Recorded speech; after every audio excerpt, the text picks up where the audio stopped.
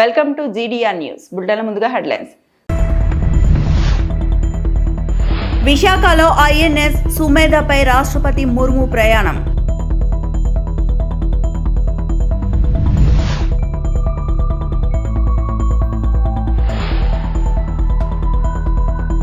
ప్రతి ప్రాణం విలువైనదే, ఆసుపత్రుల ఉన్నతీకరణకు కొత్త పాలసీ మంత్రి సత్యకుమార్.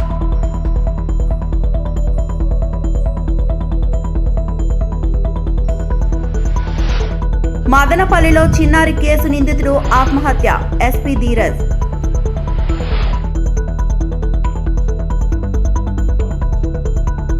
విశాఖ తీరంలో ఇంటర్నేషనల్ ఫ్లీట్ రివ్యూ కొనసాగుతోంది. 6 వరుసల్లో 71 యుద్ధ నౌకలు పెరేడ్ నిర్వహించాయి. ఈ కార్యక్రమంలో రాష్ట్రపతి ద్రౌపది ముర్ము పాల్గొన్నారు. నేవీ సిబ్బంది నుంచి రాష్ట్రపతి గౌరవ వందనం స్వీకరించారు. అనంతరం ఐఎన్ఎస్ సుమేధ నౌకపై రాష్ట్రపతి ముర్ముతో పాటు AP governor justice Abdul Nazeer, CM Chandrababu, deputy CM Pawan Kalyan, కేంద్ర మంత్రి రామ్మోహన్ నాయుడు ప్రయాణించారు.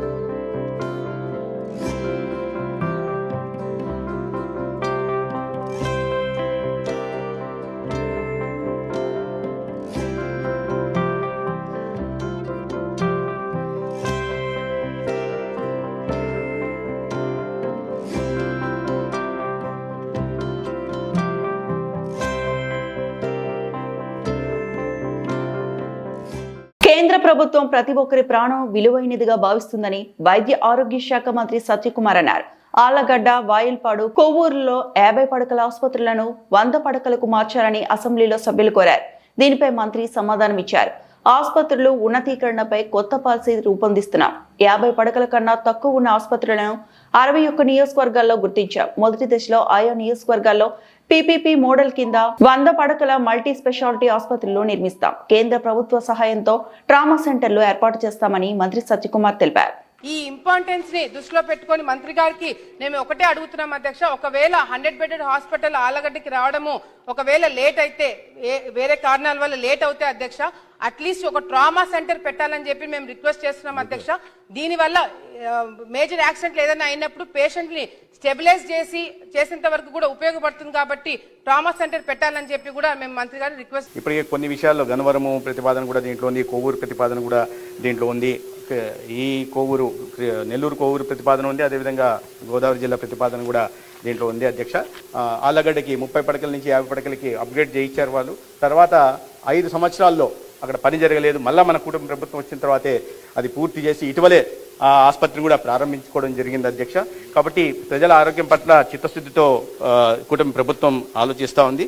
వీటిని ఖచ్చితంగా ముఖ్యమంత్రి గారి దృష్టి తీసుకెళ్ళి దీనికి ఒక పాలసీ చేస్తున్నాం అధ్యక్ష. ఆ పాలసీలో ఏ అనుగుణంగా ఏవేవి ఉంటున్నాయో చూసి ఈ మిగతా విషయాలు ఏవైతే ఉన్నాయో తీసుకోవాల్సిన వాటిని పరిగణలోకి తీసుకొని చేసే ప్రయత్నం చేస్తాం. ఇది మాత్రమే కాకుండా ప్రజల ప్రాణాలు ప్రతి ప్రాణం విలువైందిగా కుటుంబ ప్రభుత్వం భావిస్తుంది అధ్యక్ష. అందుకని దీన్ని దృష్టిలో పెట్టుకొని ఒక కొత్త పాలసీ తీసుకొచ్చి 50 పడకల కన్నా తక్కువ ఉన్న నియోజకవర్గాన్ని గుర్తించి పీపీపీ మోడల్లో ఒక 100 పడకల మల్టీ స్పెషాలిటీ ఆసుపత్రిని కూడా నిర్మించాలనే ప్రతిపాదన ఉంది. దాని గురించి ఇప్పటికే 61 అసెంబ్లీ నియోజకవర్గాల్ని మొదటి దశలో గుర్తించడం జరిగింది. ఆ పాలసీ 1-2 నెలల్లో పాలసీ రోల్అవుట్ అయిన తర్వాత ఈ ఉన్న వాటిని ఎగ్జిస్టింగ్ ప్రభుత్వ పబ్లిక్ సెక్టార్లో హెల్త్ సెక్టార్లో ఉంటున్న వాటిని అప్గ్రేడేషను, అదేవిధంగా పీపీపీ మోడల్లో మల్టీ స్పెషాలిటీ ఆసుపత్రులు కూడా నిర్మించి ప్రజల ప్రాణాలు పోకుండా కాపాడుకునే ప్రయత్నం చేస్తామని సూచన అండి.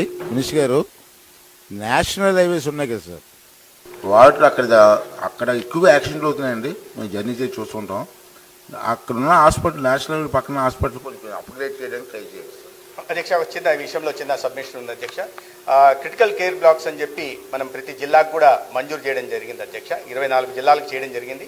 ఇప్పుడు కొత్తగా చిత్తూరు, అమలాపురం జిల్లాకు లేకపోతే కొత్తగా వచ్చిన పోలవరం జిల్లా, అన్నమయ్య జిల్లాకు కూడా 4 జిల్లాలకు కూడా ప్రతిపాదనలు పంపించాం. ఇప్పటికే 600 కోట్లతో పనులు ప్రారంభం అయిపోయాయి అధ్యక్ష. చాలా వరకు 14 CCBలు ఈ క్రిటికల్ కేర్ బ్లాక్లు పూర్తయ్యే దశలో ఉన్నాయి. ఇంకా 10 వాటికి భూమి పూజ చేయడం, మిగతా 4 వాటికి కూడా చేసి ఇవి క్రిటికల్ కేర్ బ్లాక్ నిర్మాణం పూర్తి చేయడమే కాకుండా ట్రామా సెంటర్లు కూడా కేంద్ర ప్రభుత్వ అనౌన్స్మెంట్కి అనుగుణంగా ట్రామా సెంటర్ నిర్మాణం కూడా చేస్తారు. ధన్యవాదాలు. అన్నమయ్య జిల్లా మదనపల్లిలో చిన్నారిపై అత్యాచారం కేసు నిందితుడు కులవర్ధన్ ఆత్మహత్య చేసుకున్నట్లు ప్రాథమికంగా తెలుస్తుందని ఎస్పీ ధీరజ్ చెప్పారు. నిందితుడిని మంగళవారం తీసుకెళ్తుండగా పోలీసుల నుంచి తప్పించుకున్నాడన్నారు. మదనపల్లిలో నిర్వహించిన మీడియా సమావేశంలో ఎస్పీ మాట్లాడారు. మనకి నిన్న దురదృష్టవశాత్తు మదనపల్లి టౌన్ లోని 7 ఏళ్ల మైనర్ బాలిక మీద అత్యాచారం చేసి తర్వాత రేప్ చేసి చంపిన తర్వాత డ్రమ్ లో పూడ్చిపెట్టడం జరిగింది. దాని అంతా కూడాను మదనపల్లి టౌన్ లో ఉన్న ప్రతి ఒక్క ప్రజలు కూడాను వచ్చి రోడ్డు మీద మరియు ఇంటి దగ్గర చాలా వరకు ప్రొటెస్ట్ అవన్నీ చేసి పెద్ద సెన్సేషన్ న్యూస్ అది కూడా చేయడం జరిగింది. చాలా దురదృష్టవశాత్తు జరిగిన ఇన్సిడెంట్ ఇది. పోలీస్ శాఖ మరియు రాష్ట్ర ప్రభుత్వం అంతా కూడా ధోరణి. అదేవిధంగా మనకి నిన్న ముద్ద ఎవరైతే ఉన్నారో ఈ ఎంటైర్ ఇన్సిడెంట్కి మూల కారణమైన అతను ఈరోజు మార్నింగ్ ముదివేడి దగ్గర అంగళ్ళు క్రాస్ దగ్గర ఒక చెరువులోని అన్ఐడెంటిఫైడ్ డెడ్ బాడీ కింద ట్రేస్ అయ్యి తర్వాత అతన్ని కులవర్ధన్ అని ముద్దాయిగా మనము రికగ్నైజ్ చేయడం జరిగింది. ప్రస్తుతానికి inquest and post mortem proceedings అవన్నీ కూడా జరుగుతున్నాయి. యాజ్ పర్ ప్రిలిమినరీ ఇన్ఫర్మేషన్ అతను సూసైడ్ చేసుకొని డౌన్ అయినట్టు తెలుస్తుంది. అండ్ ఫర్దర్ అప్డేట్స్ అన్నీ కూడా మన ఇన్వెస్టిగేషన్ ప్రాసెస్లో రివీల్ అయితే మనం కమ్యూనికేట్ చేస్తామండి. Thank you sir. నిన్న మార్నింగ్ కొంత సమాచారం బయట దొరికాడు పోలీసులు ప్రచారం. మనకి ఏమైందంటే నిన్న మార్నింగ్ మనకి ముద్దాయి ఇంటికి వెళ్ళి మనం డోర్ బ్రేక్ చేసి చూసినప్పుడు ముద్దాయి అండ్ పక్కనే డ్రమ్లోని చనిపోయిన పాప కూడా శవం కూడా లభ్యమైంది. ఆ టైంలోని చుట్టుపక్కల ఒక 50 మంది గ్రామస్తులంతా కూడా గుమ్మిగూడి ఇతన్ని చంపడానికి ప్రయత్నించే సమయంలో మనమే రక్షక్ వెహికల్ని లో పెట్టి ముద్దాయిని అక్కడి నుంచి తీసుకెళ్ళడం జరిగింది. మళ్ళీ అక్కడ లా అండ్ ఆర్డర్ సిచ్యువేషన్ చాలా హెవీగా డెవలప్ అవడం వల్ల హైవే కూడా బ్లాక్ అవడం వల్ల మనకి ఆ రక్షక్ వెహికల్ స్టాఫ్ని కూడా తిరగడం జరిగింది. అక్కడ ఒక డ్రైవర్ మాత్రమే ఉండడం జరిగింది ముద్దాయితో పాటు. ఆ సమయంలో అతను తప్పించుకొని పారిపోవడం జరిగింది మార్నింగ్ టైం. తర్వాత ఒక 2 టీమ్స్ పెట్టి వెతికించాం కానీ హౌఎవర్ రిజల్ట్ దొరకలేదు. ఈరోజు ఇలా నిన్న జరిగిన ఆందోళనలో కొన్ని యాంటీ సోషల్ ఎలిమెంట్స్ యాక్టివ్గా పాల్గొన్నాయి అనేది ఒక జరుగుతుంది. అది ఎంతవరకు అంటే ఆల్రెడీ ఎవరైతే ఇదంతా ఇష్యూని పొలిటిసైజ్ చేశారో లేదంటే ఇది ఒక రాంగ్ ధోరణి వైపు తీసుకెళ్లారో వాళ్ళందరి మీద కూడా కేసెస్ అవి రిజిస్టర్ చేయడం జరిగింది. స్ట్రిక్ట్ యాక్షన్ తీసుకుంటాం. ఏదైతే పాపకి జరిగిన అఫెన్స్ అనేది చాలా దురదృష్టవశాత్తు చింతించాల్సిన క్షణంలో ఇది వాళ్ళ ఓన్ పొలిటికల్ మైలేజ్కో లేదంటే వాళ్ళ ఓన్ ఆర్గనైజేషన్ బెనిఫిట్ కోసం వాడుకున్న వాళ్ళందరి మీద కూడా మనం కేసు రిజిస్టర్ చేస్తాం అండ్ స్ట్రిక్ట్ యాక్షన్ కూడా తీసుకుంటాం. ఇతని మీద డిసీజ్డ్ మీద ఏం లేదండి, అక్యూజ్డ్ మీద ఒక కేసు ఇంత ముందు ఉంది, 324 కేసు హర్ట్ కేసు ఉంది. అది ఆల్రెడీ అతను లోక్ అదాలత్లో కాంప్రమైజ్ అయ్యి అది డిస్పోజ్ అయిపోయింది. సార్ నెక్స్ట్ స్టెప్గా ఈ గంజాయి నిర్మూలనకు మీరు ఈ మదనపల్లిలో ఎలాంటి చర్యలు తీసుకుంటారు? తిరుమల తిరుపతి దేవస్థానాలు మాజీ పాలక మండలి సభ్యులు ఓవి రమణ కీలక వ్యాఖ్యలు చేశారు. తిరుమలకు నెయ్యి సరఫరా అంశంపై శాసనమండలిలో అబద్ధాలు ప్రచారం చేస్తున్నారని ఆరోపించారు. ప్రస్తుత పాలక మండలిలో ఎలాంటి తప్పులు జరగడం లేదని స్పష్టం చేశారు. తిరుమలకు హెరిటేజ్ నుంచి నెయ్యి వస్తుందని శాసనమండలిలో మాట్లాడడం పూర్తిగా అబద్ధమని ఓవి రమణ పేర్కొన్నారు. ప్రస్తుతం తిరుమలకు నెయ్యి సరఫరా చేస్తున్న సంస్థ ఇందాపూర్ డైరీ అని తెలిపారు. ఇందాపూర్ డైరీకి హెరిటేజ్ కు ఎలాంటి సంబంధం లేదని స్పష్టంగా చెప్పారు. హెరిటేజ్ ను కావాలనే రాజకీయంగా వాడుకుంటున్నారని, గత 4 రోజులుగా శాసనమండలిలో వరుసగా అబద్ధాలే మాట్లాడుతున్నారని విమర్శించారు. తిరుమలలో 2 ఏళ్ల క్రితమే కల్తీ నెయ్యితో లడ్డూలు తయారు చేశారన్న అంశాన్ని గుర్తు చేశారు. ప్రస్తుతం శ్రీవారి ప్రసాదాలన్నీ నాణ్యమైనవిగా, రుచికరంగా ఉన్నాయని వెల్లడించారు. కల్తీ నెయ్యి వ్యవహారం అంతర్జాతీయ స్థాయిలో చర్చకు వెళ్లిందని, ఇప్పటికైనా ఆ అంశంపై మాట్లాడటం మానుకోవాలని హితవు పలికారు. నెయ్యి సప్లై గురించి ఏవైతే లడ్డూలు కానీ స్వామి కైంకర్యానికి వాడే ప్రసాదాలకు వాడే నెయ్యి కల్తీ అని, గతంలో కల్తీ జరిగిందని ఎన్డీడీబీ రిపోర్ట్ ఇచ్చింది, సిట్ రిపోర్ట్ ఇచ్చింది. దానిపైన చాలా మంది అరెస్ట్ చేశారు, పాలక మండలి తప్పులు చేశారు, ఇవన్నీ చాలా మాట్లాడుతూనే వచ్చాం. గత పాలక మండలిలో కల్తీ జరిగిన మాట వాస్తవం. అది సాక్షాత్తు అప్పుడు పాలక మండలి అధ్యక్షుడు ఉన్నారు, సిట్ రిపోర్ట్ ఇచ్చింది. కొంతమంది జైల్లో ఉన్నారు, కొంతమంది పోబోతున్నారు. చర్యలు జరుగుతున్నప్పుడు రాజకీయంగా ఎన్నో అంశాలు ఉంటాయి. రాజకీయంగా లబ్ధి పొందాలంటే ఈ 1,00,000 ఇష్యూస్ ఉన్నాయి, ప్రజల సమస్యల గురించి మాట్లాడచ్చు. కానీ చాలా దౌర్భాగ్యమైన పరిస్థితి ఏంటంటే శాసనమండలిలో గత కొన్ని రోజులుగా ప్రస్తుతం దేవస్థానంకి వస్తున్న నెయ్యి అది హెరిటేజ్ అనే ఒక సంస్థకు సంబంధించిందని చెప్పి చంద్రబాబు నాయుడు గారు ఆయన సంస్థ కాబట్టి ఆ సంస్థ నుంచి నెయ్యి కొనుగోలు చేసే ఏర్పాట్లు చేశాడు అని వారి ప్రధాన ఆరోపణ. దేవస్థానం వాళ్ళకు కావాల్సిన స్పెసిఫికేషన్ ప్రకారం టెండర్లు ఎవరైతే పార్టిసిపేట్ చేస్తారో గతంలో తప్పులు జరిగినా నాకు తెలిసినంత వరకు ప్రస్తుత పాలక మండలిలో అటువంటి తప్పులు జరుగుతున్నట్టు దాఖలాలు లేవు. సరే, ఒక రాజకీయ అంశంగా, ఎందుకంటే ఈ లడ్డు కల్తీ నెయ్యి దేశం దాటి అంతర్జాతీయంగా వెళ్ళింది, అంతర్జాతీయ మీడియాలో కూడా వచ్చింది. కాబట్టి గత ప్రభుత్వం పైన పడిన మచ్చ అది అంత ఈజీగా పోయే మచ్చ కాదు. కాబట్టి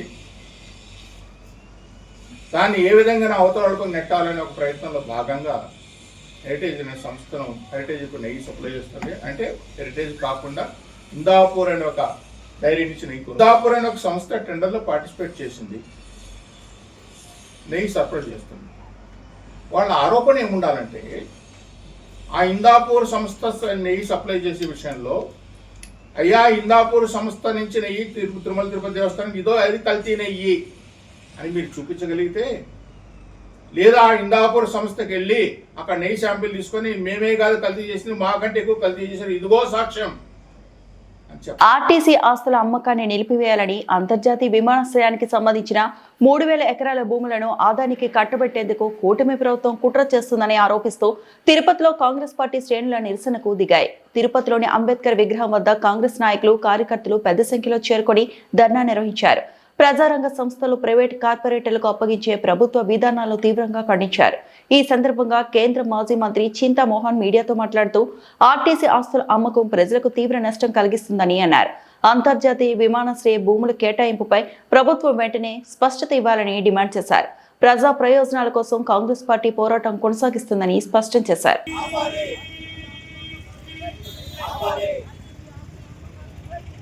జరిగింది అంబేద్కర్ విగ్రహం దగ్గర. ఒకటిది ఓబీసీలు ఎస్సీలు ఎస్టీల పరిస్థితి ఆంధ్రప్రదేశ్ రాష్ట్రంలో దారుణంగా ఉంది. కాంగ్రెస్ పార్టీ అధికారంలో ఉన్నప్పుడు 27% ఓబీసీలకు ఇచ్చాం భారత రాజ్యాంగాన్ని సవరణ. ఎస్సీలకు 15% రిజర్వేషన్లు ఇచ్చాం, 7.5% ఎస్టీలకు ఇచ్చాం. ఈరోజు రాజ్యాంగబద్ధంగా రిజర్వేషన్లు ఆంధ్రప్రదేశ్ రాష్ట్రంలో అమలుగా ఉండడం లేదు. దీన్ని మేము ఖండిస్తున్నాం కాంగ్రెస్ పార్టీ తరఫున. చంద్రబాబు నాయుడు ఒక నిరుపేద కుటుంబంలో పుట్టాడు. జగన్మోహన్ రెడ్డి ఒక నిరుపేద కుటుంబంలో పుట్టాడు. జగన్మోహన్ రెడ్డి వాళ్ళ నాయన పేరు పెట్టుకొని ఆస్తులు సంపాదించాడు వేల కోట్ల రూపాయలు. చంద్రబాబు నాయుడు కూడా సొంత తెలివితేటలు ఉపయోగించి వేల కోట్ల రూపాయలు సంపాదించాడు. వాళ్ళ జోలికి నేను ఆస్తుల జోలికి పోవటం లేదు. ముఖ్యంగా నేను అడిగేది ఏంటంటే, ప్రభుత్వ ఆస్తులు అమ్మేసుకుంటున్నారు, మీ ఆస్తులు పెంచుకుంటున్నారు. ఇది ఎక్కడ న్యాయం చంద్రబాబు నాయుడు జగన్మోహన్ రెడ్డి అని నేను అడుగుతున్నాను. ప్రజల ఆస్తులు ఆర్టీసీ బస్ స్టాండ్లు ఎందుకు అమ్ముతున్నారు? మీరు విమానాశ్రయాలు ఎందుకు అమ్ముతున్నారు? మీ ఆస్తులు ఎందుకు పెంచుకుంటున్నారు? ఎవరిచ్చారు మీకు అధికారం? భారత రాజ్యాంగంలో ఆస్తులు పెంచుకుంటే మీకు లల్లు ప్రసాద్ జయలలిత గట్టిపడుతుంది, జాగ్రత్త. మరి శ్రీలక్ష్మి ఈ అమ్మ పాపం చాలా మంచి అధికారి. ఆ అమ్మ నేను అనుకున్నాను ఆమె క్యాబినెట్ సెక్రటరీ అవుతుందని. ఈ రాజకీయ నాయకుల ప్రలోభాలకు లొంగి పొరపాట్లు చేసిందో లేదో నాకు తెలియదు. బాగా నష్టపోయింది. మరి ఆ విధంగా రాష్ట్రంలో ఉన్నటువంటి అధికారులు, మరి జిల్లాలో ఉన్నటువంటి అధికారులు జాగ్రత్త పడాలని తెలియజేస్తూ ఎస్ఆర్ శంకరన్ లాగా, బీజేపీ ప్రసాదరావు లాగా మీరు ప్రవర్తిస్తే మీకు అదృష్టం ఉంటుంది. అట్ట కాకుండా శ్రీలక్ష్మి లాగా పొరపాట్లు చేస్తే మీకు కూడా ప్రతిఫలం అదే అని తెలియజేస్తూ అంతర్జాతీయ క్రికెట్ స్టేడియంకి నేను ఫౌండేషన్ వేయించాను కిరణ్ కుమార్ రెడ్డి ముఖ్యమంత్రిగా. మరి 2014లో చంద్రబాబు నాయుడు ముఖ్యమంత్రి అయ్యాడు. ఆ పునాది రాయిని తీసేసి ఆ ఆస్తిని ఒక 5 స్టార్ హోటల్కి ఇచ్చాడయా. ఇదే మా చంద్రబాబు నాయుడు గారు నా మిత్రుడు చేసే మంచి పనులు. మరి అంతర్జాతీయ క్రికెట్ స్టేడియం నేను చేస్తే దాన్ని నువ్వు ఒక 5 స్టార్ హోటల్కి ఇస్తే అట్ట మిత్రమా? నేను మీ హోటల్ దగ్గర నుంచి అడుగుతున్నా, అంబేద్కర్ సాక్షిగా జవాబులు చెప్పు 10 రోజుల్లో. మరి చెప్పాలంటే ఇంకా ఎన్నో ఉన్నాయి, మళ్ళా వస్తాను. మీ అందరికీ ధన్యవాదాలు. మహాశివరాత్రి వార్షిక బ్రహ్మోత్సవాలు పురస్కరించుకుని శ్రీకాళహస్తి దేవస్థానం నందు ఆది దంపతుల కళ్యాణోత్సవం నయనానందకరంగా నేత్రపర్వంగా సాగింది. జ్ఞానప్రసూనాంబ సమేత శ్రీకాళహస్తీశ్వరుడి కళ్యాణం అంగరంగ వైభవంగా జరిగింది. శ్రీకాళహస్తిలో పార్వతీ పరమేశ్వర్ల కళ్యాణం మంగళ వాయిద్యాలు, వేద మంత్రాల నడుమ కన్నుల పండుగగా జరిగింది. కళ్యాణ వేదికకు స్వామి గజవాహనంపై ఊరేగింపుగా బయలుదేరగా అమ్మవారు మణిమయ రత్న గోమేది ఆభరణములు అలంకరించుకొని సింహవాహనంపై పెళ్లి మండపం వద్దకు పయనమైంది. ప్రధాన అర్చకులు మంత్రపఠనం పవిత్రమై సాగింది. ప్రధాన పురోహితుడి ద్వారా అమ్మవారి మెడలో స్వామివారు మంగళ సూత్రధారణ చేయడంతో ఆది దంపతుల కళ్యాణ మహోత్సవం ముగిసింది. జగత్కారకులైన పార్వతీ పరమేశ్వరుల కళ్యాణాన్ని చూసి భక్తజనం పులికించారు. ఇదే శుభముహూర్తంగా భావించి పలు జంటలు ఒకటయ్యాయి.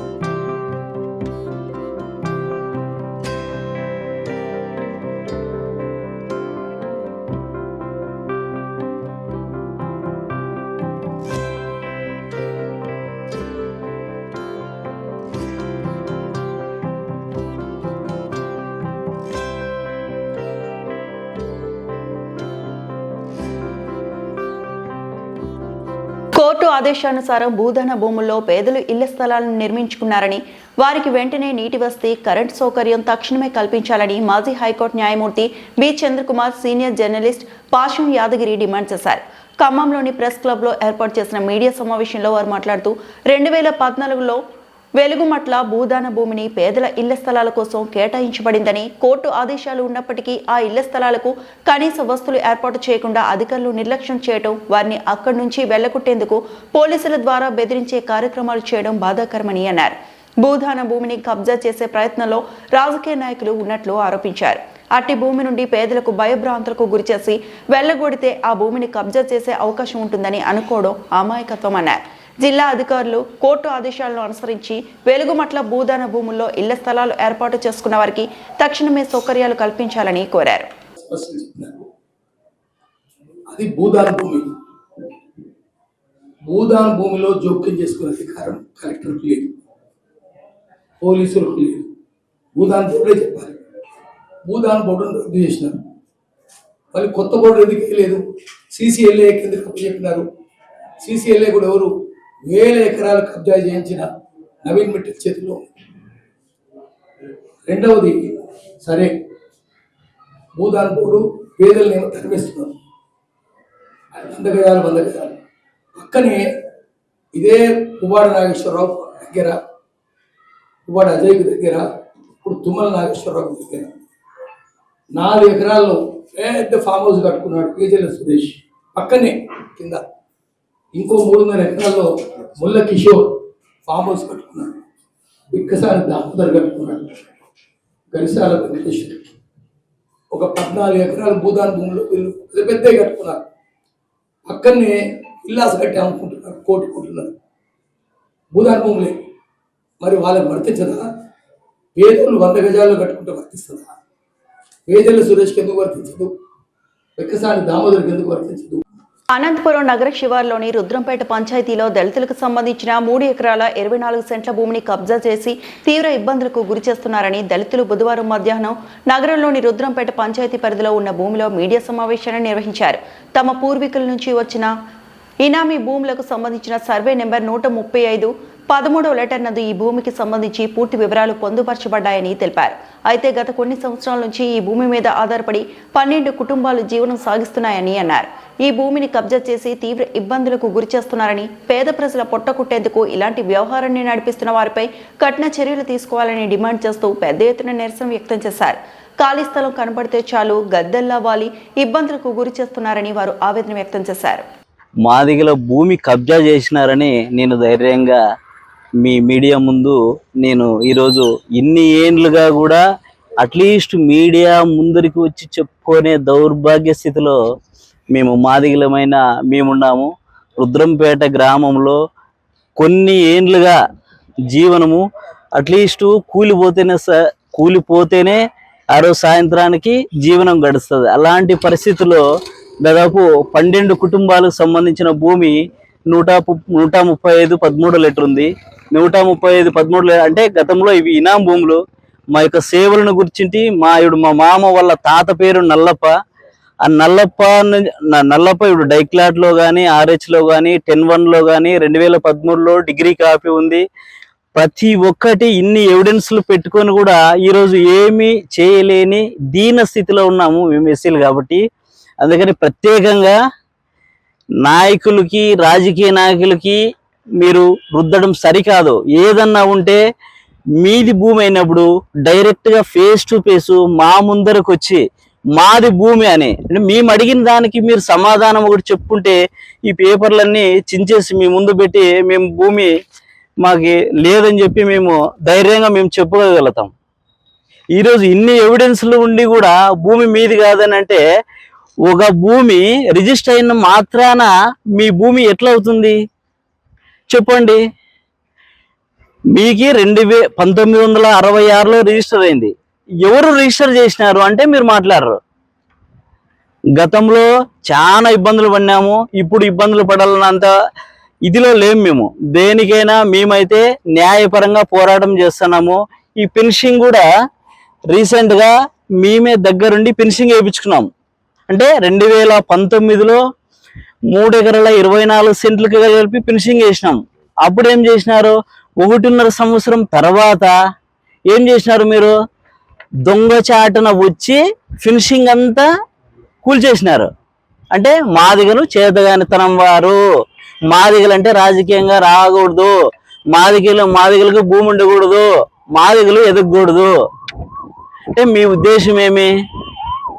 మీకు ఒకవేళ తోకలు ఉండొచ్చు, మాకు తోకలు లేవు. కానీ మేము ఈరోజు మీడియా ముఖ్యంగా తెలియజేసేది ఏమంటే, మాది ఇప్పుడు ఎవరైతే ఈ వార్తలు ఇంతటితో సమాప్తం.